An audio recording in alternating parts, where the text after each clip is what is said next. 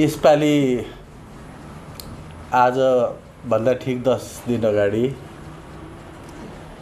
ज्वरोले असाध्यै सतायो। मलाई मात्र होइन, म लगायत मसँग बस्नुहुने लासिम भाइ, मसँगै बस्नुहुने सँगसँगै बस्ने हामी शान्तिलाल दिमालजी, हामी एकैचोटि ओछ्यान परेका थियौँ। केही साथीहरू पनि हुनुहुन्छ, भाइहरू पनि हुनुहुन्छ। त 10 दिन जति चाहिँ निकै गाह्रो पार्यो, इन्तु नचिन्तु बनायो। ती 10 दिनमध्ये पनि एक रात चाहिँ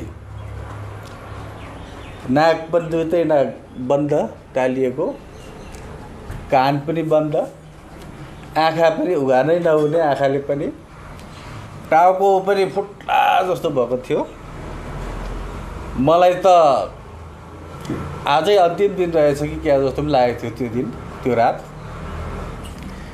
तर एउटा होइन, हिम्मतका साथ च्यालेन्ज हो, यो चुनौती हो, यसलाई स्वीकारेर जानुपर्छ, यसलाई चाहिँ जितेर जानुपर्छ भन्ने हिसाब किताबले सहेर बस्दाखेरि एक प्रकारको चेतनामा के आयो भने, अन्तरचेतनाबाट के सन्देश आयो भने मलाई, अब नागले सास फेर्न नसक्ने हो भने, नागले सास फेर्नु मिलेको छैन भने मुखले सास फेर, मुखले नै सास ल्याऊ भन्ने खालको चेतना, अन्तरचेतनाले मलाई मेसेज दियो। राति अनि मैले मुखैले सास फेरेँ, मुखैले सास लिएँ, मुखैले सास फेरेँ। त भोलिपल्ट चाहिँ बिहान उज्यालो भयो। उज्यालो भइसकेपछि चाहिँ अलि विषय हुँदै आयो। यस कारणले यो मङ्गोल नेसनल अर्गनाइजेसनले जुन एउटा मङ्गोल दर्शनको निमित्त अगाडि बढिरहेको छ, यसलाई अगाडि बढाएर लगिरहेको छ, यो युग पुरुष अमर डाक्टर गोपाल गुरुङज्यूले प्रतिपादन गर्नुभएको यो नौलो दर्शन हो, यो नयाँ दर्शन हो। यस कारणले झट्ट बुझ्न सकिँदैन। डाक्टर गोपाल गुरुङज्यूका समकालीन साथीहरूले चाहिँ बुझेनन्, ठोकुवाको साथ भन्छु म। तर उहाँ पछिका दोस्रो पुस्ताका हामीले कुरा बुझ्यौँ, उहाँको कुरा बुझ्यौँ।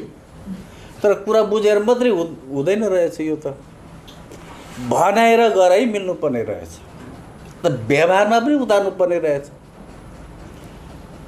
हामी अहिन्दू मूलवासी मङ्गल त भन्यौँ मुखले, तर अहिन्दू पनि हुनुपर्ने रहेछ। हिन्दूको संस्कार संस्कृति चाडपर्व सबै त्याग्नुपर्ने रहेछ। र मूलवासी भनिसकेपछि मूलवासीले गर्नुपर्ने काम कर्तव्य के हुन्, पालना गर्नुपर्ने कुराहरू के हुन्, त्यो पनि पालना गर्नुपर्ने रहेछ।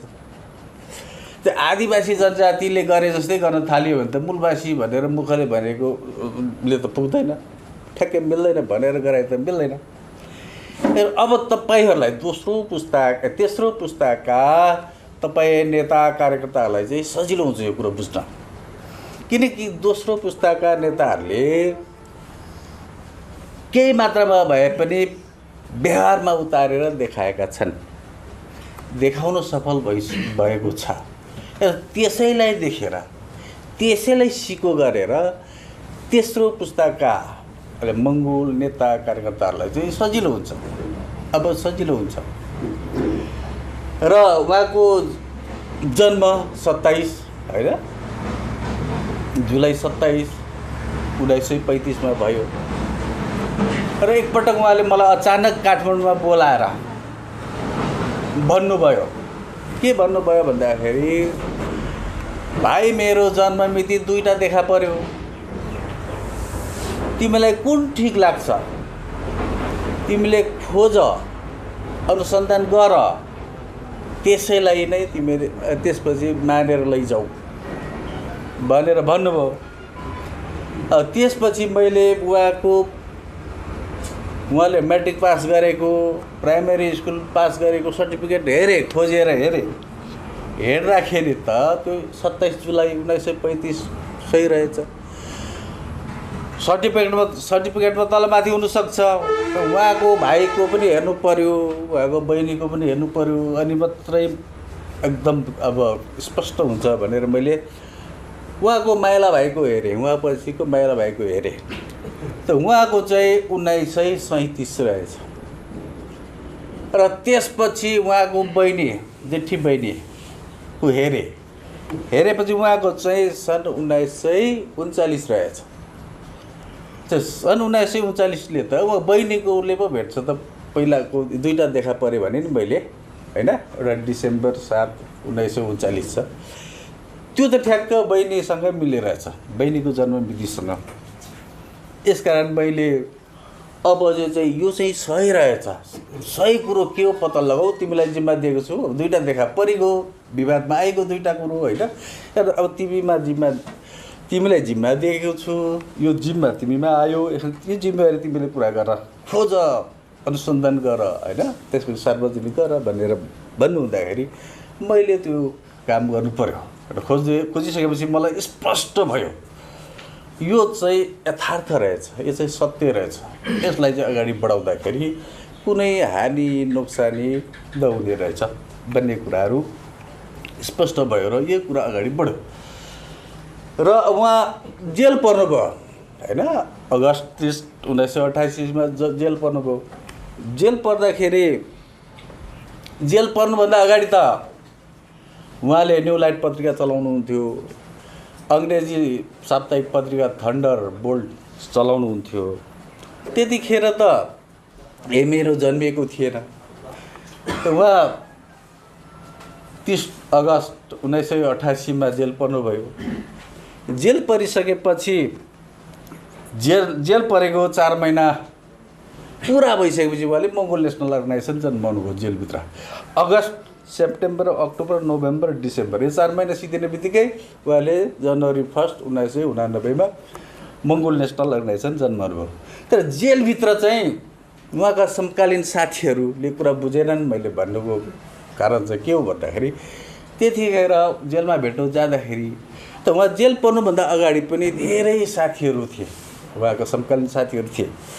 तपाईँले मङ्गोल नेसनल अर्गनाइजेसन जेलभित्र खोल्नुभयो, अब तपाईँ जेल बाहिर आउनुभयो भने तपाईँकै कार्यकर्ता भएर, तपाईँकै सङ्गठनमा आबद्ध भएर, तपाईँलाई नै नेता मानेर, तपाईँलाई नै नेता स्वीकारेर हामी अगाडि बढ्छौँ, अगाडि जान्छौँ भनेर उहाँलाई जेलमा भेट्न जानेहरू जब 1990मा, त्यसको 1 वर्षपछि त बहुदल आयो भने बहुदल फर्किएको बहुदल त नेपालमा 2007 सालमै आएको हो नि। त्यहाँ 17 सालमा महेन्द्रले कु गरेर चाहिँ बहुदल खाइदिएको थियो। तर त्यही बहुदल त 46 सालमा फर्किएको हो। त्यो 46 सालमा बहुदल फर्किसकेपछि उहाँ बाहिर आउनुभयो, जेल बाहिर आउनुभयो। सबै जेलमुक्त गरे, सबै, होइन, राजनीतिक बन्दीहरूलाई सबै जेल रिहा गरिसकेपछि उहाँ जेलबाट बाहिर आउनुभयो। जेलबाट बाहिर आइसकेपछि त उहाँले त कोही पनि देख्नु भएन, कोही पनि उहाँको पछि त कोही पनि थिएन।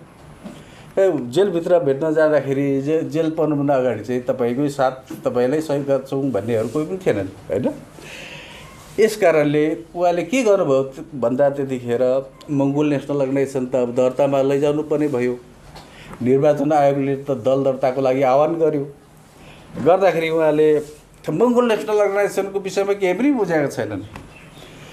केही पनि नबुझे तापनि कमसेकम एउटा समर्थक, शुभचिन्तकलाई नै उहाँले चाहिँ केन्द्रीय बोडीमा सामेल गरेर 7 जनाको केन्द्रीय समिति बनाएर उहाँले मङ्गोल नेसनल अर्गनाइजेसन दर्ता गर्नु जानुभयो निर्वाचन आयोगमा। तर निर्वाचन आयोगले दर्ता दिएन। दर्ता त के दिने कुरो भएन, निवेदन लिनै मानेन। तर पछि उहाँले चिचाउनु भयो, कराउनु भयो, अङ्ग्रेजीमा भट्याउनु भयो। त्यहाँ विदेशी पत्रकारहरू पनि थिए, उनीहरूको ध्यान खिचियो। उनीहरूको ध्यान खिचिसकेपछि यो मान्छे किन करायो, किन यसरी भट्टायो भनेपछि मङ्गोल नेसनल अर्गनाइजेसनलाई दर्ता दिनु त कता हो। मङ्गोल नेसनल अर्गनाइजेसनको दरखास्त नै लिन मानेनन्, दरखास्त नै अब दर्ता गर्न मानेनन् भनेर उहाँले चिचाउनु थालिसकेपछि त्यसरी चाहिँ उहाँको निवेदन लिने काम, दरखास्त लिने काम चाहिँ भएको थियो। यस कारणले यो दोस्रो पुस्ताको जुन हामी आयौँ, हामी आउँदाखेरि हामीले व्यवहारमा उतार्नु चाहिँ गाह्रो पऱ्यो। भनेर गरे ठ्याक्क मिल्नुपर्ने होइन, व्यवहारमा उतार्नु पर्ने, नत्र भए त कसैले पत्याउने कुरो पनि भएन। त हामी मङ्गोल भन्दै हिँड्यौँ, हिन्दू मूलवासी भन्दै हिँड्यौँ, तर यो नारा मुखले मात्रै ठिक्क भयो नि त, नारामा मात्रै सीमित भयो। तर व्यवहारमा चाहिँ देखिएन भने पत्याउँदैन। नपत्याउने भएपछि हामीलाई चाहिँ दोस्रो पुस्ताकोलाई चाहिँ गाह्रो परेको थियो, गाह्रो पऱ्यो। र अब तेस्रो पुस्ताकोलाई कुरो दोहोरियो, सजिलो हुँदै हुँदै जान्छ। र अब यो अब फल खाने बेला पनि भइसक्यो। अब एमएनओले अब फल खान थाल्छ, फल खाने दिनहरू आइसक्यो। र अब कसैको बहकाउमा बहकिएर जानु हुँदैन। अब त त्यतिखेर 2058 सालमा के गर्यो भन्दा ज्ञानेन्द्रले पहिलोचोटि फेरि साइकु गर्यो। त्यो पहिलोचोटिको साइकुमा चाहिँ के गरेको थियो भन्दाखेरि के भयो त भन्दाखेरि कुनै पनि पत्र पत्रिकाहरू अब सरकारी पत्र पत्रिका मात्रै चल्ने, त्यो राजा गुणगान गाउने पत्र पत्रिकाहरू होइन, गोर्खा पत्रिकाहरू मात्रै चल्ने भयो। र अरू कान्तिपुरदेखि लिएर सबै प्राइभेट पत्र पत्रिकाहरू, मिडियाहरू, एफएमहरू सबै बन्द भए। डाक्टर गोपाल गुरुङज्यूको किताबै जफत गरे, किन किताबै लेख्न नपाउने, किताबलाई पनि प्रतिबन्ध। पत्र पत्रिका, टेलिभिजन, एफएम, रेडियो त धेरै टाढा कुरो भयो। किन पहिलोचोटि प्रतिबन्ध त्यसरी उसले चाहिँ कु गर्यो, साइकु गर्यो। त्यतिखेर नै डाक्टर गोपाल गुरुङज्यूलाई सङ्कटकाल लाग्यो। डाक्टर गोपाल गुरुङज्यूबाट सुरु भयो यो सङ्कटकाल। डाक्टर गोपाल गुरुङज्यूलाई पक्रिनको लागि चाहिँ डाक्टर गोपाल गुरुङज्यूको घरमा गयो। 2 भ्यान प्रहरी पठायो ज्ञानेन्द्रले। पठाउँदाखेरि उहाँ त बाहिर हुनुहुन्थ्यो, 12 बजी उहाँलाई त भेट्ने कुरो पनि भेट भएन। पाउन आयो कि उहाँको बहिनी कृष्णा गुरुङलाई नै बन्दकीको रूपमा लिएर गए। त उहाँको जति पनि किताबहरू थियो, अस्तित्व खोज मङ्गोलको र एमएनओमा पिएचडी भन्ने किताब चाहिँ सबै नै लिएर गयो। त्यो मात्रै होइन, उहाँको टाइपराइटर थियो, हरेक चिजबिजहरू थियो, त्यो पनि सबै लिएर गयो। त पछि फर्केर आउन् भनेर डाक्टर गोपाल गुरुङले माफी मागुन् भनेर चाहिँ उहाँले चाहिँ दरबारले चिठी लेखेर पठाउनु भएको थियो राजा ज्ञानेन्द्रलाई। वीरेन्द्रलाई चाहिँ पहिले पठाइसक्नु भयो थियो 52 सालमा। त ज्ञानेन्द्रलाई पनि उहाँले पठाउनु भएको थियो त्यो किताबसहित। त्यो किताबमा र चिठीमा के थियो भन्दाखेरि अब लोकतन्त्र, धर्मनिरपेक्ष र प्रान्तीयता मुलुकलाई चाहिँ यो घोषणा गरिदिनु पर्यो र तपाईँ चाहिँ आजीवन राष्ट्रपति भएर बसिदिनु पर्यो भनेर चाहिँ लेखिएको चिठी थियो। यसकारण त्यो चिठी गएको एक धन्यवाद दियो। चिठी दरबारले धन्यवाद सहितको चिठी पठायो, फेरि रिप्लाई पठायो, ए राम्रै कुरा बुझेछन् कि क्या हो भन्ने भयो उहाँलाई। तर 1 महिनापछि त प्रहरी पठायो। यसरी पठाइसकेपछि त्यो 58 सालदेखि एक खालको सङ्कटकाल लाग्यो मुलुकमा। त त्यतिखेर के भयो त भन्दाखेरि फेरि मङ्गोल नेसनल अर्गनाइजेसनका कार्यकर्ताहरू, समर्थकहरू, शुभचिन्तकहरू चाहिँ सबै विलिन भएर गए, बिलाएर गए, हराएर गए, लाखापाखा भएर गए। जब उहाँलाई जेलमा भेट्न जाँदाखेरि जसरी उहाँलाई आश्वासन दिनेहरू धेरै थिए होइन, तपाईँको पछि लाग्छौँ भन्नेहरू थिए। त 58 सालमा ज्ञानेन्द्रले त्यसरी साइकु गर्दाखेरि त्यो सङ्कटकालमा चाहिँ धेरै हाम्रो कार्यकर्ताहरू भन्दाखेरि मूल सचिवदेखि लिएर तलका सबै नै अब त्यसरी विलिन भएर गए, हराएर गए। त बल्ल 2061 सालमा 2060 सालमै हुने हो मङ्गोल नेसनल अर्गनाइजेसनको दोस्रो राष्ट्रिय महाधिवेशन चाहिँ 2060 सालमै हुने हो। 2060 सालमै हुने भनेर घोषणा भइसकेको थियो, किनकि 5-5 वर्षमा हुन्छ नि त होइन। 2055 सालमा भएपछि 60मा हुने हो। तर त्यसमा अब सङ्कटकालले गर्दाखेरि मुलुकमा सङ्कटकाल लागू भयो होइन। त्यसले गर्दाखेरि धेरै कार्यकर्ताहरू, नेताहरू हराएर गए। जतिखेर सङ्कट पर्छ, कठिन परिस्थितिहरू आउँछ, त्यतिखेर चाहिँ साथ र सहयोग दिनु सक्नुपर्छ सङ्गठनलाई। तर जतिखेर आपत पर्छ, अप्ठ्यारो पर्छ, कठिन पर्छ, त्यतिखेर चाहिँ मान्छेहरू सजिलो खोज्नको लागि होइन बलेको आगो ताप्न जाइदिन्छन् होइन। त्यो प्रथा बसेको छ। यस कारणले त्यतिखेर हामी मध्य जिल्लामा थिए, शान्तिजीहरू केन्द्रमा हुनुहुन्थ्यो। त शान्तिलाल धिमालजीलाई नै होइन डाक्टर गोपाल गुरुङज्यूले अगाडि बढाउनु भयो। त अब अगाडि यो त सङ्गठनलाई त हामीले चाहिँ बन्धक बनाएर राख्नु हुँदैन। त आउँदो भावी पिँढीहरूको भविष्य छ यसमा, यो मुलुकको भविष्य छ यसमा। तिमी अगाडि बढ भनेर शान्तिलाल धिमालजीलाई अगाडि बढाउनु भयो। शान्तिलाल धिमालजीको संयोजकको तहमा दोस्रो राष्ट्रिय महाधिवेशन भयो 2061 सालमा। त्यो महाधिवेशनमा उहाँ नै हुनुभयो मूल सचिव, शान्तिलाल धिमालजी नै मूल सचिव हुनुभयो। र अहिलेको परिस्थिति पनि अहिले सङ्कटकाल हो।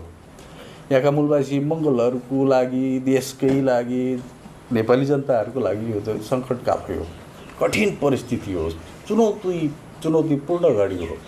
र यतिखेर चाहिँ हामीले होस गुमाएर कसैको बहकाउमा बहकिएर होइन, हामीले फल खाने सिजन हो, अब फल खाने बेला आउँदैछ, त्यो बहकेर गयौँ भने त फल खान पाउँदैनौँ नि त, फल त अरूले खाइदिन्छ होइन।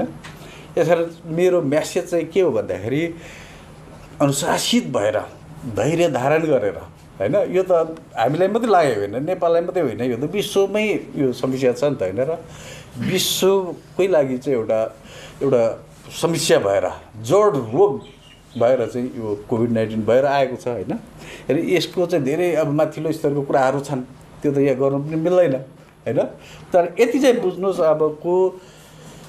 अब डाक्टर गोपाल गुरुङजीले के भन्नुभएको थियो भन्दा नेपालमा कम्युनिस्ट नै छैनन् भन्नुभएको थियो नि त होइन र, त्यो उहाँले 20 वर्ष अगाडि भन्नुभएको। तर अहिले आएर त साकार भयो नि त, साबित भयो नि त होइन र, कम्युनिस्ट त रहेनछ। यिनीहरूलाई 2/3 दिए पनि, सबै मत दिए पनि, कम्युनिस्टको नाममा नदिए पनि, भोट दिए पनि कम्युनिस्ट त रहेनछ होइन, कम्युनिस्ट त रहेनछ। शासन गर्ने शैली त कम्युनिस्टको सिद्धान्त अनुसार त नगर्ने रहेछ, कम्युनिस्टै रहेनछ नि त नेपालमा। यस कारणले कम्युनिस्ट नभएपछि त अहिले कम्युनिस्टको नाममा यिनीहरूले शासन गरिरहेको थियो। त कम्युनिस्टलाई अब संसारले पनि होइन, अन्तर्राष्ट्रिय जगतले कम्युनिस्टको नाममा चाहिँ सहयोग गर्दैनन्, समर्थन गर्दैनन्। किन कम्युनिस्ट भन्ने बित्तिकै अब नेपालीहरूलाई, कमसेकम नेपालीहरूलाई ठगेको छ होइन। र अब नेपालमा कम्युनिस्ट नै नरहने भएपछि होइन, खत्तम भएर जाने भएपछि त के भयो त भन्दाखेरि अब चाहिँ त्यो कम्युनिस्ट भएर बस्नेहरू चाहिँ मङ्गोल नेसनल अर्गनाइजेसनमा आउनेछन्। अब मङ्गोल नेसनल अर्गनाइजेसनमा आउन थाल्छ र केही त अर्को पार्टीमा पनि जान्छ। अरू पार्टी चाहिँ रहँदैन। अब दुईवटा पार्टी रहन्छ। दुईवटा पार्टी भनेको एउटा मङ्गोल नेसनल अर्गनाइजेसन रहन्छ र अर्को चाहिँ अर्को पार्टी रहन्छ। त्यो पार्टीको नाम भन्नु मिल्दैन अहिले होइन। त्यो पार्टी पनि मङ्गोल नेसनल अर्गनाइजेसन, हिन्दू मूलवासी मङ्गोलहरूले नै ओगट्दै जान्छ बिस्तारै त्यो पार्टी पनि। र नेपालमा दुईटै पार्टी मात्रै रहन्छ अब होइन। त्यो दुईटै पार्टी मात्रै भएपछि अब फल खाने सिजन भयो होइन। अब फल खानु पाउँछ यहाँका मूलवासी मङ्गोलहरूले। अब संसार त साँगुरिएको छ, साँगुरिसकेको छ। त्यो संसारको राजनीति साँगुरिसकेको छ। साँगुरिसकेपछि अब केही दिन 1, 2, 3 वर्ष लाग्छ त्यो सङ्ग्लिनुको लागि। त्यो सङ्ग्लिसकेपछि चाहिँ स्पष्ट रूपले यहाँका मूलवासी मङ्गोलहरू नै यो देशको मालिक बन्ने कुरामा, शासक बन्ने कुरामा, भोट जित्ने कुरामा चाहिँ कसैले रोक्न सक्दैन, कसैले छेक्न सक्दैन। त डाक्टर गोपाल गुरुङज्यूले जति पनि भनेर जानुभयो, जति पनि भविष्य गरेर जानुभयो, त ऊ त भविष्य वक्ता पनि हुनुहुन्थ्यो नि त। भविष्य वक्ता भनेको अब भविष्यको कुराहरू जान्ने, दूरदृष्टि भएको। दूरदर्शी भने धेरै टाढा कुरा जान्न सक्ने, दूरदृष्टि भनेको धेरै टाढाको कुरा देख्न सक्ने व्यक्तित्व हुनुहुन्थ्यो नि त। तर किन महामानव भन्छौँ भन्दाखेरि एउटा मैले यो अस्ति झन्डै म त्यो एक रातको कुरा गरेँ, त्यो राति मलाई एकदम गाह्रो परेको थियो। आजै अन्तिम रहेछ क्या हो भन्ने भयो। किनकि म एउटा महामानव डाक्टर गोपाल गुरुङ भन्ने एउटा पुस्तक लेख्दै थिएँ। र त्यो पुस्तक त अधुरै रहनै पऱ्यो क्या हो भनेर राति उठेर भयो नि मैले त्यो पोइन्टर बुँदाहरू चाहिँ सारेँ। किनभने त्यो अरू अपुरो भए पनि त्यो बुँदाले पनि भोलि त्यो होइन अलिक सर्दै जान्छ, कसैले बुझेर अगाडि बढाउँछन् नि त होइन। यसरी त्यो दिन अब महामानव भनेपछि अब नेपालमा चाहिँ कसलाई महामानव भने, अब त्यो त हेर्ने दृष्टिकोणहरू, सोचाइहरू होइन, सङ्कुचित सोचाइहरू, एउटा जातिगत होइन सोचाइ होइन, अब एउटा साम्प्रदायिक सोचाइ त यहाँ हिन्दू आर्य ब्राह्मण क्षेत्रीहरूको भएपछि त त्यो उनीहरूले त एउटा न एउटा बाहुनलाई नै महामानव भन्ने, उनीहरूले चाहिँ त्यो बिपी कोइरालालाई उनीहरूले महामानव भन्ने होइन। महामानव घोषित गरे। त बिपी कोइराला त फेल भएको मान्छे हो नि त। केमा फेल भयो भन्दाखेरि उसले त प्रजातन्त्रमा समाजवाद देख्ने मान्छे हो। प्रजातन्त्रमा समाजवाद हुँदै हुँदैन, लोकतन्त्रमा समाजवाद हुन्छ। त्यो डाक्टर गोपाल गुरुङज्यूले समाजवाद चाहिँ लोकतन्त्रमा हुन्छ, यसमा लोकतन्त्रको लागि लड्नुपर्छ भनेर उहाँले लोकतन्त्र, धर्मनिरपेक्ष र प्रान्तीयतालाई चाहिँ मूल माग र मुद्दा भनेर अगाडि बढ्नुभएको थियो। त डाक्टर गोपाल गुरुङज्यू त सफल हुनुभयो नि त। अब समाजवाद त बिस्तारै बिस्तारै लागु हुँदै जान्छ। र बिपी कोइराला केमा पनि फेल भयो त भन्दाखेरि उसले चाहिँ भारतले चाहिँ नेपाललाई हस्तक्षेप नगर्दाखेरि यतिखेर भोलि बिहानै केही दिनमा चाहिँ चाइनाले नेपाललाई निल्नेछ भनेर उसले भनेको थियो। चाइनाले अहिलेसम्म चाहिँ निलेन होइन, त्यसमा पनि फेल भयो। र बिपी कोइराला चाहिँ 4वटा भाषा जान्ने मान्छे नै हो। ऊ पनि लेख्न पनि जान्ने, बोल्न पनि जान्ने, अङ्ग्रेजी, हिन्दी, बङ्गाली कि खस भाषा। र डाक्टर गोपाल गुरुङ सेम होइन, अङ्ग्रेजी पनि बोल्नु लेख्नु जान्नुहुन्थ्यो, हिन्दी पनि बोल्नु लेख्नु, बङ्गाली पनि लेख्नु बोल्नु। बङ्गालीमा त मैले म्याट्रिक पास गर्नु भएको थियो बङ्गालीमा, त्यसपछि खस भाषा पनि लेख्नु बोल्नु सक्नुहुन्थ्यो डाक्टर गोपाल गुरुङज्यू पनि। र यसमा महामानवको तुलना गर्दैछु म होइन।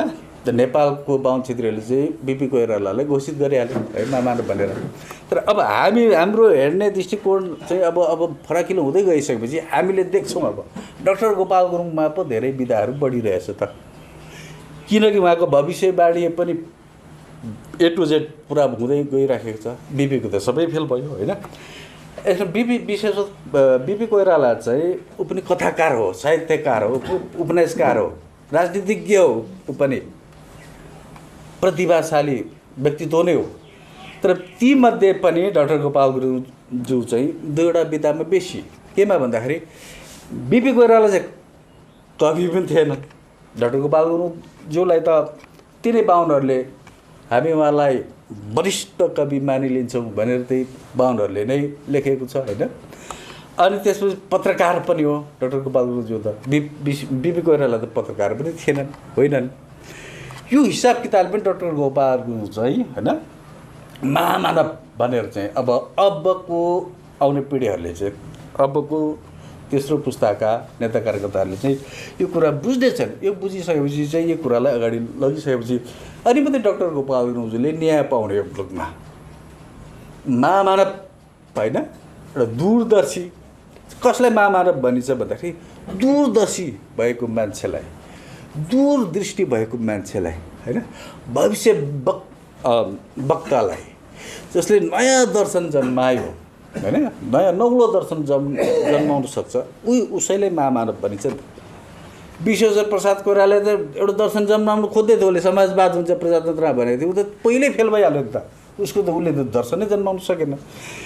तर पनि अब नेपाललाई हेर्ने दृष्टिकोण होइन, बाहुन क्षेत्रीको हातमा शासन सत्ता भएपछि, उनीहरूको हातमा सबै कुरा भएपछि उनीहरूले चाहिँ जबरजस्ती महामानव भनेर घोषणा गरे होइन, घोषित गरे। अब हामीले यही कुरालाई अगाडि बढाएर लैजानु पर्ने हुन्छ। यो कुरालाई महामानव कसलाई भनिन्छ, डाक्टर गोपाल गुरुङ किन महामानव, कसरी महामानव भए होइन, यो कुरालाई हामीले अब लिएर अगाडि जानु पर्दछ। र त्यो एउटा किताबमा चाहिँ हाम्रो आदरणीय दाइ लामा थोत्पेन शेर्पा हुनुहुन्छ, त उहाँले चाहिँ एउटा किताब लेख्नु भएको छ। उहाँले पनि एउटा उहाँलाई मूल्याङ्कन गरेर, श्रद्धा गरेर, सम्मान गरेर उहाँले पनि लेख्नु भएको छ है। के लेख्नु भएको छ भन्दाखेरि गोपाल गुरुङ नेपाली नेल्सन मण्डेला भनेर उहाँले पनि न्याय गर्नुभएको छ। यसकारण हामीले अब उहाँलाई न्याय गर्दै जानुपर्ने हुन्छ होइन। एउटा के छ भन्दाखेरि तपाईँले कसैको लागि बत्ती बालिदिनु भयो, तपाईँले कसैको लागि उज्यालो देखाइदिनु भयो होइन, उज्यालोको लागि गोरेटो खोलिदिनु भयो। त्यो उज्यालो तपाईँले खोलिदिनु भएको गोरेटो, उज्यालोको लागि खोलिदिनु भएको गोरेटो चाहिँ तपाईँलाई पनि काम लाग्छ, तपाईँको पनि हिसाब किताब आउँछ, तपाईँको पनि गुणगान गाउने छन् पछि भन्ने जुन एउटा त्यो छ नि होइन, बाढी छ। त्यो डाक्टर गोपाल गुरुङज्यूले पनि जेल सहनु भयो, भूमिगत हुनु पऱ्यो, भागेर जानु पऱ्यो, सर्वशरण हुने गरी लुटिनु पऱ्यो। तर पनि उहाँले त केही त पाउनु भएन। सरकारले त के गर्यो, नेपाल सरकारले होइन, यहाँका बाहुन छेत्रीले शासन गरेको मुलुकमा त उनीहरू त उहाँलाई डाक्टर गोपाल गुरुङज्यूलाई त 2 रुपियाँको सिटामोल खाने दबाई पनि सरकारी तौरबाट उहाँले पाउनु भएन। जबकि त्यस्तो महामानव होइन, देशकै लागि समाजकै लागि होइन एउटा भविष्य वक्ता भएर दूरदर्शी भएर नयाँ दर्शन जन्माएर जानुभयो यस मुलुकमा। त्यो कुरा उहाँले भन्नुभएको कुरा नै स्थापित भयो, त्यही कुरा आयो यो मुलुकमा। तर पनि उहाँलाई 2 रुपियाँको औषधि खाने होइन पैसा पनि छुटाएनन् यहाँको सरकारले। टेकबहादुर छेत्रीले शासन गरेको नेतृत्व गरेको राजनीतिक दलहरूले सरकारले त्यो छुटाएनन्। उहाँले जेलभित्र हाम्रै लागि नेपाली यहाँका मूलवासी मङ्गोलहरूको लागि, विशेष गरी यहाँको मूलवासी मङ्गोलहरूको लागि, देशको मूलवासी मङ्गोलहरूको देशको लागि उहाँले जेलभित्र औषधि गर्नु पनि नपाएर, औषधि गर्नु त जानु पाउनु पर्छ नि त बिरामी हुँदाखेरि। त त्यतिखेर पनि उहाँले धेरै सङ्घर्ष गर्नु पर्यो, जेलभित्र पनि धेरै उहाँले रडाको मचाउनु पर्यो। बल्ल बल्ल उहाँ उपचारको लागि चाहिँ सिफारिस भयो होइन, जेलरले सिफारिस गरेपछि मात्रै उहाँ उपचार गर्न जानुभयो। त्यतिखेरसम्ममा त उहाँले त मरिसकेपछि पनि खाडलमा लिएर जाने खालको रोगहरू, कहिले पनि जाति नहुने रोगहरू होइन, चिनी रोग, एलर्जी, मुटुको होइन, यो रोगहरू उहाँले लिएर बाहिर आउनुभयो जेल बाहिर। तर जेल बाहिर आइसकेपछि उहाँले जति वर्ष बाँच्नुभयो, जति दिन बाँच्नुभयो, त उहाँ बितिसकेपछि त्यो रोग पनि उहाँ सँगसँगै खाडलमा पुरिन पुग्यो। यसरी उहाँले त्याग गरेर होइन, हाम्रो लागि उहाँले त्याग गरेर, हाम्रो लागि सर्वस्व हरण भएर चाहिँ एउटा नयाँ कुरो, नयाँ एउटा नासो भन्ने छ यसलाई, हाम्रो लागि यो ठुलो एउटा नासो दिएर जानुभएको छ। मङ्गोल राष्ट्रवादको दर्शन होइन, त्यो मङ्गोल नेसनल अर्गनाइजेसन चाहिँ अब हाम्रो धनी पूर्जा हो। हामीले यो धनी पूर्जा देखाएर, यो धनी पूर्जा मार्फत हामीले भोट जितेर अगाडि बढेर सरकार चलाएर, प्रान्त चलाएर, स्थानीय सरकारहरू चलाएर अगाडि बढ्नुपर्ने हुन्छ। यो चाहिँ धनी पूर्जा हो। यो बेकार चाहिँ हामी अगाडि बढ्न सक्दैनौँ। यो धनी पूर्जा हामीले देखाउनु पर्ने हुन्छ। र यो देश भनेको चाहिँ अब हाम्रो खेत हो। यो हाम्रो खेत भनेर चाहिँ कसरी उहाँले चाहिँ दाबी गरिदिनु भयो, साबित गरिदिनु भयो। त्यो धनी पूर्जा कसरी दिनुभयो भन्दाखेरि नेपाल मूलवासी मङ्गोलहरूको देश हो, मङ्गोलको देश हो नेपाल। यहाँका मूलवासी मङ्गोलहरू चाहिँ यो देशका मालिक हुन्। यहाँका मूलवासी मङ्गोलहरूका पुर्खा, हिजोका पुर्खाहरू चाहिँ यो देशका शासक थिए, मालिक थिए। उनीहरू यही नेपालमा उत्पत्ति भएकाहरू हुन्। यही देशमा उनीहरू चाहिँ यहीँको ढुङ्गा माटोमा सृष्टि भएकाहरू हुन् भनेर उहाँले चाहिँ जुन नेपाललाई नै उहाँले होइन गरी खाने एउटा बारी खेतको रूपमा हामीलाई चाहिँ एउटा नासोको रूपमा दिएर जानुभएको छ। अब हामीले गरी खानु सक्नुपर्दो रहेछ। र एउटा कुरा अब धेरै समय नलिउँ होइन, के त भन्दाखेरि डाक्टर गोपाल गुरुङज्यूले कार्यकर्ताहरूलाई एउटा हल्ला छ नि, के हल्ला छ भन्दाखेरि एउटा मान्यतै भएर गइसकेको छ होइन। के छ भन्दाखेरि उहाँले चाहिँ कार्यकर्ताहरूलाई एकछिन हेरेको भरमा, एकछिन कुराकानी गरेको भरमा होइन, उहाँले सजिलै यो कार्यकर्ता काम लाग्छ, यो कार्यकर्ताले काम गर्न सक्छ, यो कार्यकर्ता चाहिँ यो मान्छे चाहिँ अलि परसम्म पुग्न सक्छ, धेरै माथिसम्म पुग्न सक्छ भनेर यो सजिलै प्रकारले उहाँले जान्नुहुन्थ्यो होइन, चिन्न सक्नुहुन्थ्यो भन्ने कुराहरू चाहिँ सनसनी फैलिएको छ नि त अहिले होइन। र त्यो त अब मैले के गरेँ त्यो भएछ, म 10 मिनटसम्म सिधाइदिइहाल्छु यो ल।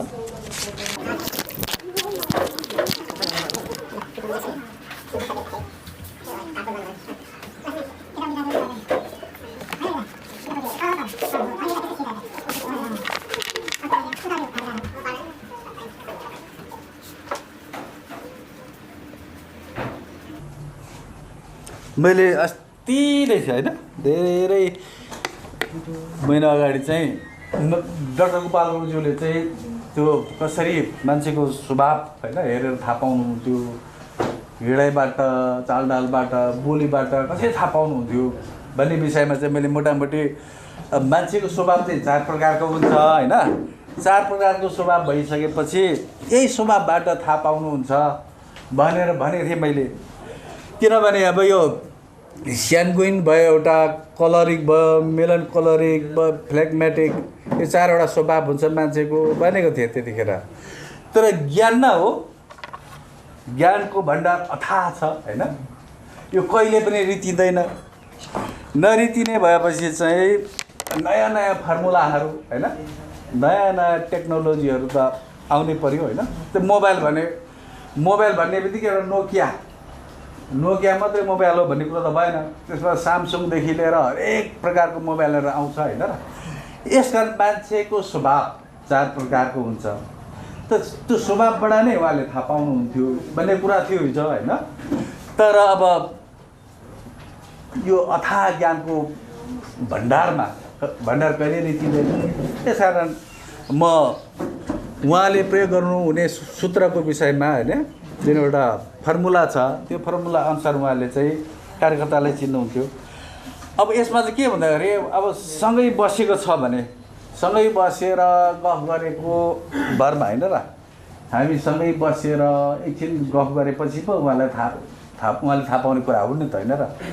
बसिसकेपछि गफ गरिसकेपछि। तर भाषण धेरै टाढा बसेर भाषण गरेकै भरमा, धेरै टाढादेखि चिठी लेखेकै भरमा होइन, धेरै टाढादेखि फोनमा कुरा गरेकै भरमा पनि उहाँले कसरी पत्ता लगाउनुहुन्थ्यो त? यो मान्छे काम लाग्ने मान्छे हो, यो मान्छे अगाडि बढ्ने मान्छे हो, यो मान्छेले मलाई सताउने मान्छे हो, यो मान्छेले मलाई दुःख दिने मान्छे मात्रै भनेर कसरी पत्ता लगाउनुहुन्थ्यो त भन्दाखेरि अब सँगै बसेर कुराकानी गर्दा पो थाहा पाउने कुराहरू हुन् नि त होइन र। यसले चाहिँ अब यसमा चाहिँ के हो त भन्दाखेरि अब जस्तै यसमा पनि के छ भन्दाखेरि एउटा घर, उदाहरणको लागि एउटा घर बनाऊँ।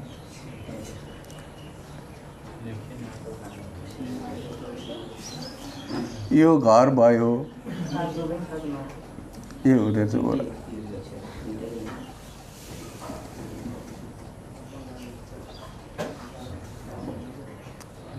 आज डाक्टर गोपालजीको 86औं जन्मोत्सवको यसमा होइन उहाँले प्रयोग गर्नुभएको फर्मुलाको विषयमा म अलिकति जानकारी यो अवसरमा गराउन गइरहेको छु होइन। यो घर भयो, यो घर अब स्यान्गुइन भनेर मैले चाहिँ के भने त भन्दाखेरि यो स्वभावको मान्छे चाहिँ अलिकति नाचगान मन पराउने, सङ्गीत मन पराउने होइन, नाचिहाल्ने, अब स्टाइलले बोल्नेहरू हुन्छन् के भनेर मैले भनेको थिएँ त्यतिखेर। यो कलरिक भनेको चाहिँ अलिक लिडरसिप गर्ने, अलिकति हप्काइ दप्काइ गरिहाल्ने, मान्दै नमान्ने, टेर्दै नटेर्ने होइन, यसो गर भन्ने एउटा लिडरसिपको स्वभाव हुन्छ नि त मान्छे कसैको होइन र। एउटा जुझारु लिडर स्वभावको हुन्छ होइन। यो चाहिँ त्यो स्वभावको हो। यो अलिकति सङ्गीत प्रेमी, नाच्ने गाउने होइन।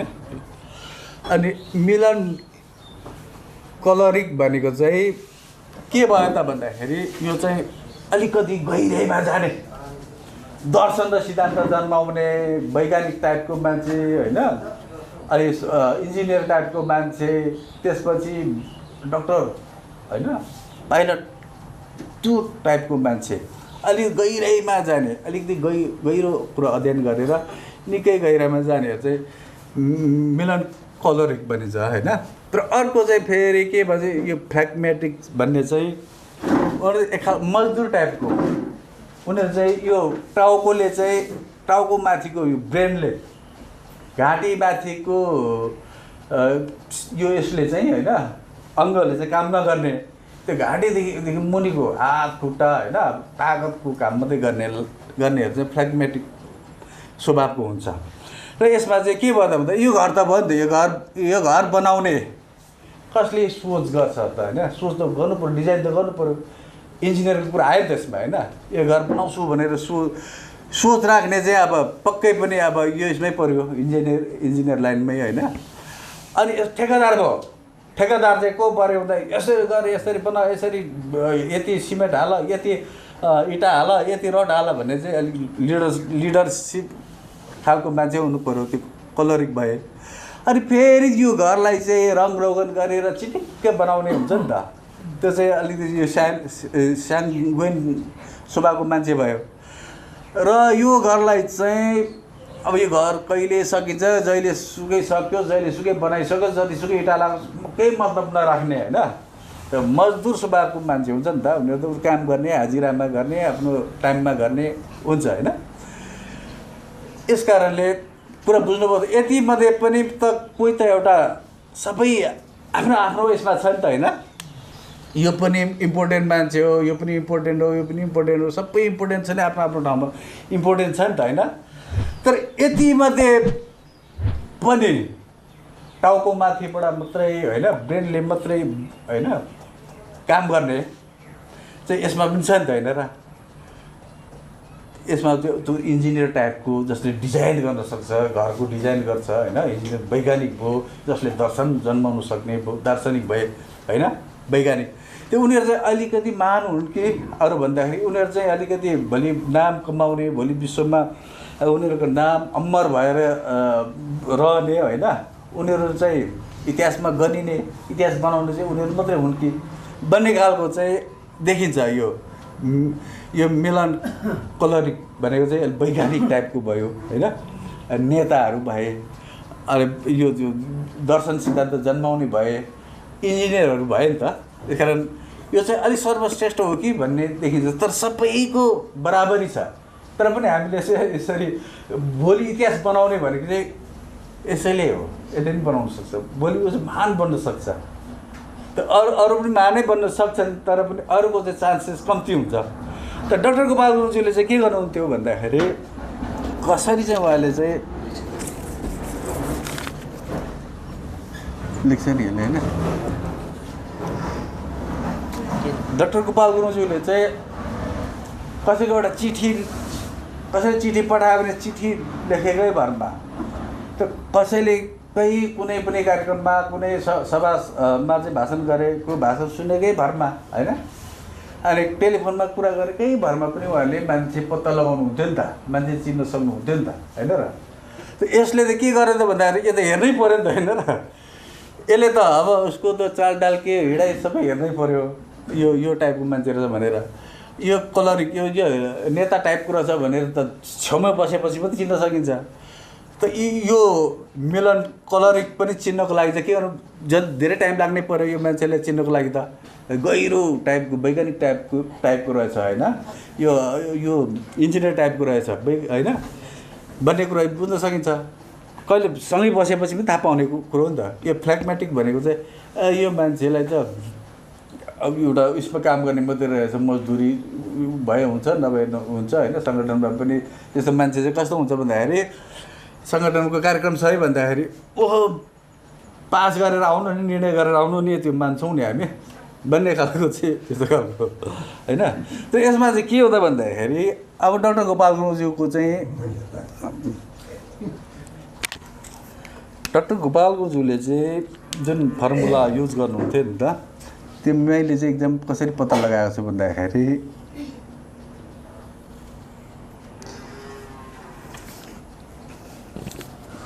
यो चाहिँ सकारात्मक भयो, सकारात्मक, यो चाहिँ नकारात्मक भयो, यो दिशा चाहिँ है याद गर्नुहोस् ल। र यो चाहिँ तपाईँको संरचना हो, यो चाहिँ बनाउने हो, निर्माण गर्ने संरचना।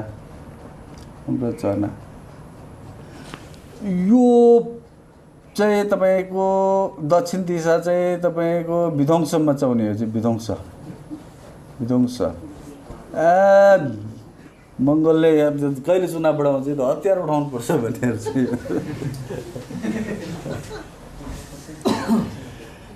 यो चाहिँ सकारात्मक सोच भएको मान्छे होइन, त्यो स्वभाव सकारात्मक हुन्छ। यो चाहिँ पूर्व है, इस्ट भयो। वेस्ट दिशाको स्वभाव चाहिँ के हो देखाइयो भन्दाखेरि नकारात्मक, नेगेटिभ देखाइयो। यो चाहिँ संरचना भनेको कन्स्ट्रक्चर भयो होइन, अनि विध्वंस भनेको चाहिँ अब कन्स्ट्रक्चर भयो होइन, विध्वंस मचाउने। त यतिले पनि चिन्न सकिँदैन। कसरी चिन्न सकिँदैन भन्दाखेरि अब यसमा यो हुन्छ है तपाईँको अब एउटा कोणा पनि हुन्छ नि त। कोण भनेको जस्तै पूर्व पश्चिम उत्तर दक्षिणको ले मात्रै भएन। के गर्नु पर्यो भन्दाखेरि जस्तै अब यो कुनालाई हामी के भन्छौँ होइन, यो कुनालाई के भन्ने अब हामीले उत्तर पूर्वी उत्तर भन्छौँ नि होइन र, पूर्वी उत्तर दिशा भन्छौँ नि त होइन र। अनि फेरि यो कुनालाई चाहिँ हामी के भन्छौँ, यो कुना यो इलाकालाई चाहिँ उत्तर दक्षिण कुना भन्छौँ त होइन र। किन यहाँ इस्ट वेस्ट होइन, साउथ वेस्ट भन्छौँ त होइन र। त्यसै यो अब यसलाई चाहिँ तपाईँले पूर्व इस्ट मान्नुहोस् होइन, यो इस्ट हो, यो चाहिँ वेस्ट भयो, यो चाहिँ नर्थ हो, अनि यो चाहिँ साउथ भयो होइन।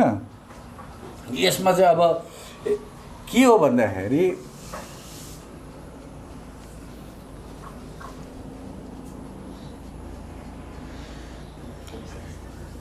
यो चाहिँ यो पश्चिम भयो, यो उत्तर भयो, त्यो दिशालाई के भनिन्छ, बिचकोलाई उत्तर पश्चिम भनिन्छ कि पश्चिम उत्तर भनिन्छ, उत्तर पश्चिम होइन, उत्तर पश्चिम एउटा कोना भयो होइन। र यसलाई चाहिँ के भनिन्छ फेरि उत्तर पूर्व, पूर्व उत्तर हुँदैन, उत्तर पूर्व होइन। अब यसलाई फेरि यो दक्षिण भयो, यो पूर्व, दक्षिण पूर्व,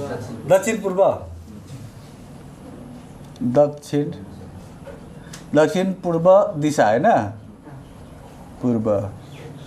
अनि त्यसपछि यो फेरि यो कुनालाई के भनिन्छ, पश्चिम र दक्षिण पश्चिम होइन।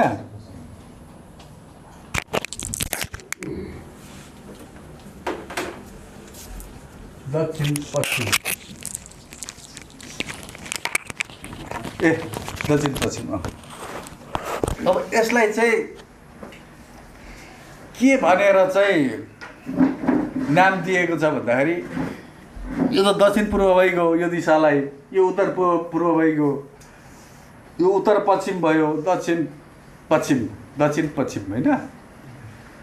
र यसलाई चाहिँ के भनेको छ भन्दाखेरि यो स्वभावको मान्छे चाहिँ कस्तो हुन्छ भन्दाखेरि गल्ती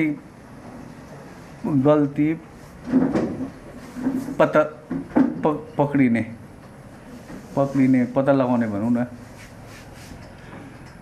यो स्वभावको मान्छेले चाहिँ के देख्छ भन्दाखेरि खालि जुनसुकै निर्णय गर्न, जुनसुकै कार्यक्रम गर्नुहोस् होइन, त्यो उसले चाहिँ के देख्छन् भन्दाखेरि उसले गल्ती मात्रै देख्छ, गल्ती मात्रै देखाइदिन्छ उसले। यो भएन, ए म्याग भएन, ए त्यो यो भएन भनेर उसको कामै चाहिँ हो त्यो स्वभावको मान्छेको। गल्ती भएन, ए त्यो निर्णय भएन, निर्णय गरेकै भएन, त्यो यस्तो पनि हुन्छ यार, त्यो भाषा नै भएन भनेर चाहिँ यो स्वभावकोले चाहिँ भन्छ। यो स्वभावको मान्छे, दक्षिण पूर्व स्वभावको मान्छेले त्यो भन्छ होइन। र अर्को यो स्वभावकोलाई चाहिँ के भन्छ भन्दाखेरि यो त निरङ्कुश हुन्छ, यो त झन्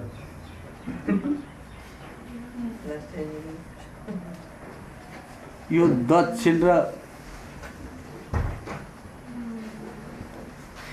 यो निरङ्कुश स्वभावको यो चाहिँ यसले चाहिँ खालि नो कि नो मात्रै भन्ने हो, हरेक कुराले नो भनिदिने होइन। हरेक उसले चाहिँ गल्ती पक्रिनु त पायो नि त होइन र। यो पनि राम्रो स्वभाव हो, आफ्नै ठाउँमा छ, राम्रो स्वभाव हो। र गल्ती क्याप उसले पक्रिन्छ, सही ठाउँमा पक्रिन्छ। तर कामै के हुन्छ भन्दा गल्ती जिन्दगीभरि गल्ती पक्रिने मात्रै हुन्छ, फेरि गल्ती पक्रिने मात्रै हुन्छ। यो चाहिँ निरङ्कुश भन्दा नो भनेको नो ल्याइदिनु पऱ्यो भने त दिन्न म, कार्यक्रममा आउनु पऱ्यो भने त आउँदिनँ म होइन, कारबाहीमा परोस् भन्ने खालको त्यो पुरै त्यो निरङ्कुश स्वभावको हुन्छ होइन। त्यो सजिलै केबाट चिन्नु हुन्छ भन्दाखेरि उसले त जुनसुकै कुरा नो भन्छ नि त। आज मिटिङमा आउनुहोस् न भन्दाखेरि आज म भ्याउँदिनँ अर्को हप्तामा राख्नु नि भनेपछि उसले नो भन्यो नि छैन र ल्याइदिनु पऱ्यो नि समयमा भन्दाखेरि बेला भएकै छैन अहिले पछि दिउँला नि भन्ने। यो पनि के भयो भन्दाखेरि निरङ्कुश टाइपको होइन आफू देख्नुभयो। र यो चाहिँ कुन टाइपको भयो भन्दाखेरि यो चाहिँ फेरि शिक्षक भनेको छ यसलाई चाहिँ। यो शिक्षकले चाहिँ के गर्छ भन्दाखेरि तपाईँले मङ्गल दर्शन लिएर जानुहोस्, मङ्गल दर्शन पुऱ्याउनुहोस्, हाम्रो यस्तो छ कार्यक्रम, यस्तो अधिवेशन हुँदैछ, यसरी हामी अभियान अगाडि बढिरहेछौँ भन्दाखेरि सुन्छ उल्टै पढाएर पठाउँछ उसले। यसरी जानुपर्छ, विधानमा यो कुराहरू आउनुपर्छ, विधान यस्तो बनाउनुपर्छ, तपाईँहरूको यसरी कार्यक्रम ल्याउनुपर्छ, तपाईँहरू यो कार्यक्रम भएन भनेर उल्टैले सिकाएर पठाउँछ यो मान्छेले सिकाउनु। यो उत्तर पश्चिमको स्वभावको मान्छेले त्यो पठाउँछ। र यो चाहिँ के हो भन्दाखेरि यो चाहिँ चुनौती स्वीकार्छ, यसले चाहिँ स्वीकार गर्छ। यसले उत्तर पूर्वको दिशा, यो दिशा कोणको जुन एउटा स्वभाव छ, यो कोणको मान्छेको जुन एउटा स्वभाव छ, चुनौती स्वीकार गर्छ उसले जुनसुकै कुरो पनि होइन। अब जस्तै यहाँ तपाईँहरू आउनुभयो भने तपाईँहरू चुनौती स्वीकार गरेर आउनुभएको। यहाँ अहिले एउटा होइन महामारीको एउटा प्रकोप छ, एउटा फैलिन्छ होला, सर्छ होला भन्ने कुरा पनि डर त्रासमा राखिकन तपाईँहरू आउनुभयो नि त। तपाईँहरू ठुलो चुनौती स्वीकारेर आउनुभयो होइन। नआउने जति चाहिँ यता कता पऱ्यो होला पक्कै पनि, तर आउने चाहिँ चुनौती स्वीकारेर आउनुभयो। जसले चुनौती स्वीकार गर्छ होइन, चुनौती स्वीकार गर्छ। त्यो यसमा चाहिँ मलाई डाक्टर गोपाल गुरुङजीले के गर्नु, अन्तिमचोटि उहाँले मलाई परीक्षण के लिनुभयो भन्दाखेरि मैले उहाँलाई बताइरहेको थिएँ, शान्ति दिमालजीकै बस्नुहुन्थ्यो उहाँ होइन। मेरो 3rd इयरको इक्जाम चल्दैछ, मेरो यति गतेमा चाहिँ इक्जाम छ भनेर मैले उहाँलाई पहिल्यै बताइसकेको थिएँ। उहाँले टिपेर राख्नुभएको थियो। अनि एक दिन चाहिँ उहाँले के गर्नुभयो भन्दाखेरि अनि इक्जामको दिनमा आउँदिनँ थिएँ उहाँलाई भेट्न, इक्जामको अघिल्लो दिन पनि आउँदिनँ थिएँ। तर इक्जामकै अघिल्लो दिन पारेर उहाँले मलाई बोलाउनु भयो। एक दिन बोलाउनु, शान्तिजीलाई बोलाउनु पठाउनु भयो, म आएँ। अनि भोलिको दिनमा मेरो इक्जाम थियो, भद्रपुरमा गएर इक्जाम दिनुपर्ने। र उहाँले के गर्नुभयो भन्दाखेरि यो मान्छेलाई चाहिँ एउटा चुनौती दिनु पऱ्यो होइन, यो त एउटा जिन्दगीकै चुनौती हो होइन। भोलि चाहिँ तिमीले एउटा काम गर न भन्नुभयो। भोलि त फेरि मेरो इक्जाम थियो फेरि हो, अनि तिमीले एउटा काम गर भन्नुभयो। त्यसपछि मलाई के भन्नुभयो भन्दा तिमी तल पृथ्वीनगरदेखि तल सोमबारेमा जाऊ, यो चिठी दिएर आऊ, उसँग आधा घन्टा 1 घन्टा गफ पनि गर होइन भनेर उहाँले पठाउनु भयो। तर मेरो इक्जाम त अब 3 बजी सिद्धियो थियो। 3 बजी इक्जाम अगाडि नै दिएर मैले भागेँ, उता गएँ होइन। डाक्टर गोपाल गुरुङजीको जुन चुनौती छ मेरो लागि चुनौती हो नि त त्यो चुनौतीलाई चाहिँ मैले त सामना गर्नुपर्ने छ। अनि 2 घन्टा जस्तो इक्जाम लेखेर साइकलमा गएको, साइकलमा गएर फेरि साइकलमा आएँ। आउँदाखेरि मैले चाहिँ फेरि बाटोमा के किनेर भन्दाखेरि जनआस्था, त्यतिखेर जनआस्था किनेँ। जनआस्था दाइले साप्ताहिक पत्रिका पढ्नुहुन्थ्यो, जनआस्था पनि दिएँ। अनि त्यहाँ पुगेको त्यो उहाँबाट लिएर आउनु भन्नुभएको थियो एउटा चिज, त्यो पनि ल्याइदिएँ मैले। ल्याइदिइसकेपछि दाइले त्यो पत्रिका हेर्नुभयो। पत्रिका हेर्दाखेरि चाहिँ उहाँले आज तिमीले 2टा इम्पोर्टेन्ट काम गर्यौ भन्नुभयो कि। 2टा के इम्पोर्टेन्ट काम गर्यो होला, मैले त्यो त के पनि होइन। भरे उहाँको इन्टरभ्यू छापिएको रहेछ त्यो दिन चाहिँ। त्यो राजाले टोपीलाई जुवा खेलेको छ भन्ने उहाँको इन्टरभ्यू आएको रहेछ होइन। अनि त्यसपछि उहाँले 2टा इम्पोर्टेन्ट काम गर्नुभयो भने एउटा इम्पोर्टेन्ट चाहिँ त्यो भयो, अर्को चाहिँ के भयो होला भन्ने थियो नि त। तर के रहेछ भन्दाखेरि यो चुनौती स्वीकार गर्नु भनेको जस्तै मैले चाहिँ मेरो स्वार्थ, व्यक्तिगत स्वार्थ के थियो, इक्जाम हो नि त होइन र। मेरो सबैभन्दा ठुलो त इक्जाम वर्षभरिको कमाइ हो नि त होइन, त्यो त मेरो खेर जान्छ। तर यसले व्यक्तिगत स्वार्थमा चाहिँ यो मान्छे फस्छ कि भोलिको दिनमा फस्दैन कि सङ्गठनलाई नै यो मान्छेले बढी महत्त्व दिन्छ कि भन्ने एउटा अन्तिम टेस्ट थियो मेरो। त्यो त्यसमा मैले त्यो पास गरेँ क्या त्यो टेस्ट होइन। यसकारण यो गल्ती मात्रै पक्रिने होइन, गल्ती मात्रै देख्ने स्वभावको मान्छे पनि यसबाट तपाईँहरू त्यसै थाहा पाइहाल्नुहुन्छ नि होइन र। तपाईँहरू अब भोग्दै जानुहोस्, मैले एउटा सिकाइदिएको मात्रै हो। तर गर्दै जाँदाखेरि गल्ती, हरेक कुरामा गल्ती मात्रै देख्यो भने देख्ने मान्छे पनि गन्तव्य हुन्छ नि, एउटा गन्तव्य, सफल गन्तव्यमा पुग्न निकै गाह्रो पर्छ। यो निरङ्कुश यो गर्दिनँ, हुँदैन, म जाँदिनँ भन्ने मान्छे पनि यो गन्तव्यमा पुग्न निकै गाह्रो पर्छ हेर्नुहोस् है। यो शिक्षक उल्टै अति उपदेश मात्रै धेरै दिने पनि गन्तव्यमा पुग्न गाह्रो पर्छ। तर यो चुनौती स्वीकार गरे, जस्तो सुकै चुनौती आयो भने, जस्तै यो कठिन परिस्थिति हो, चुनौती हो, हामी त कसैले भेला भइरहेको छौँ यहाँ त। तर त भेला हुँदैन थियो होइन, यो त डर त्रासको कुरा पनि छ, प्रशासनको त्यो पनि छ होइन, निषेधको कुराहरू पनि छ। तर पनि हामी किन भेला भइरहेछौँ भन्दाखेरि हामीले त्यो चुनौती, अब हामीले भविष्यमा गर्नुपर्ने कामहरू धेरै छन् होइन, हामीमाथि जिम्मेवारी आएको छ होइन, समाजको आएको छ, भावी पिँढीहरूको आएको छ, त्यसको लागि हामी भेला भएका छौँ। तर अहिले चाहिँ हामी त्यो चुनौती स्वीकार गरेर काम गर्न भेला भएका छौँ होइन। यस कारणले यो डाक्टर गोपाल गुरुङज्यूले चाहिँ युज गर्ने फर्मुला यो थियो। यसरी उहाँले थाहा पाउनुहुन्थ्यो। यो फोनबाटै थाहा पाइहाल्नुहुन्छ नि, तपाईँको भाषणबाटै, उसको लेखबाटै, रचनाबाटै सबै थाहा पाइहालिन्छ नि। यो मान्छे चाहिँ यो स्वभावको मान्छे रहेछ, यो मान्छे चाहिँ अलिकति यो टाइपको मान्छे रहेछ, यो मान्छे चाहिँ उल्टै पढाउने टाइपको रहेछ। हाम्रो दर्शन सिद्धान्त त सुन्नु त होइन, उल्टै पढाएर पढाउने हुन्छ।